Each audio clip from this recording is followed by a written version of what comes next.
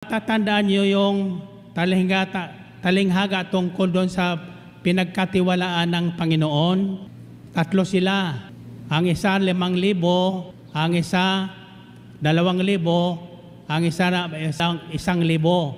Ang naunang mag-report ay ang binigyan ng 5,000. Ang sabi ng Panginoon sa kanya, "Well done, good and faithful servant. You have been faithful or honest." Faithfulness is honesty. The other word for honesty is faithfulness, katapatan sa Panginoon. Sapagkat ang tapat sa maliit na bagay ay pagkakatiwaan ng Panginoon ng maraming bagay. Kung tapat ka sa isa, magiging 3 yan. Maliban sa asawa, ha? Tapat ka sa isang asawa, magiging 3 yan. Hindi, ang ibig sabihin ng Panginoon, binigyan tayo ng kanya-kanyang ang ating isipan, ang ating puso, na dapat sisidlan ng kabutihan. Kaya ang babahagi ko sa inyo, apat na bagay na hinahanap ng Diyos sa puso ng tao para patuloy siyang pagharian ng Panginoon. Ang una ay helping heart, pusong matulungin. Ang pangalawa ay pusong tapat, honest heart. Tapat sa lahat ng bagay. Sa pagtitinda, tapat. Binigyan kayo ng pwesto, magbayad kayo sa pwesto. Huwag kayong dahilan ng hindi nyo kaya. Nakikinig ba kayo? Hindi ko nagagalit, sinasabi ko lang ang totoo. Para hindi tayo magsisihan sa bandang huli.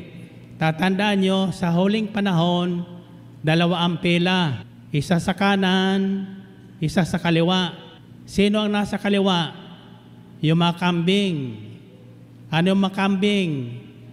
May laman pa ang nguso, reklamo ng reklamo. Kaya ang mga Israelita ay hindi nakarating ang karamihan sa kanila sa lupang pangako sapagkat for 40 years, mareklamo sila.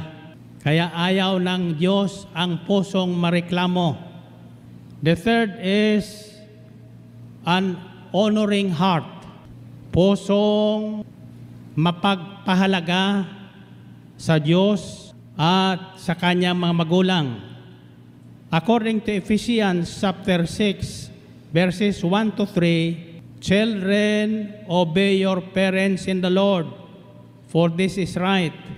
Honor your father and mother, which is the first commandment with a promise, and this is the promise, so that you may go well with you, and that you may enjoy long life on the earth." Ang unang pangako ng Diyos ay buhay na mahaba sa balat ng lupa. Ayon sa Proverbs chapter 3, verses 9 to 10, "Honor the Lord with your wealth, with the first fruits of all your crops. Then your barns will be filled to overflowing, and your vats will brim over with new wine." Parangalan natin ang Panginoon sa ating mga alay. Ang ating pinakamainam na ani, ialay natin sa Panginoon. Sa gayon, ang lahat na taong nag-aalay ng parangal sa Panginoon, ang ating mga alay ay parangal sa Panginoon yan. Parangal sa magulang. Ang pangako niya ay hindi tayo matutuyuan o mawawalan ng ating pagkain araw-araw kahit nasa panahon ng pandemya. Darating at darating ang ating divine supply. Alam nyo, nang pinakikinggan ng mga awit, sabi ni Sister Belen, senior ka talaga. Mga awitin ng mga noonang panahon yan. Subalit, ang awitin ng mga unang panahon ay tungkol sa pag-ibig ng Diyos.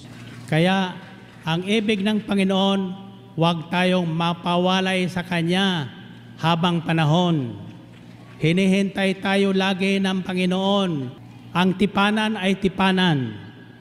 Kaya ang tawag natin dito ay weekly family appointment with El Shaddai. bilang mga anak ng Diyos, maglaan tayo ng isang araw man lang para dalawin natin, makaisa natin ang Panginoon. Saan man dako tayo ng mundo dalhin ng ating kapalaran, ang unang gagawin nyo ay hanapin ang inyong mga kapatid. Tiyak yun, inyong masusumpungan ang Panginoon. Ang karamihan sa ating international chapters ay nagsimula sa 2, 3.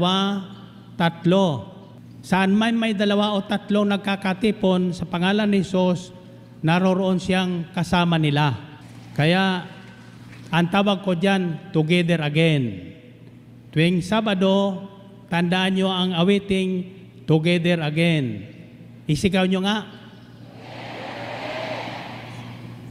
Luke chapter 2 verses 51 to 52, then Jesus went down to Nazareth with Mary and Joseph and was obedient to them. But his mother treasured all these things in her heart. And Jesus grew in wisdom and stature and in favor with God and men. Pagtaglay natin ang 4 na itong katangian ng ating puso na hinahanap ng Diyos, mayroon tayong tinatawag na power, the power of love. Pakinggan natin ang ating gospel choir. Lord, I come to you, let my heart be changed with you, flowing from the grace that I found in you.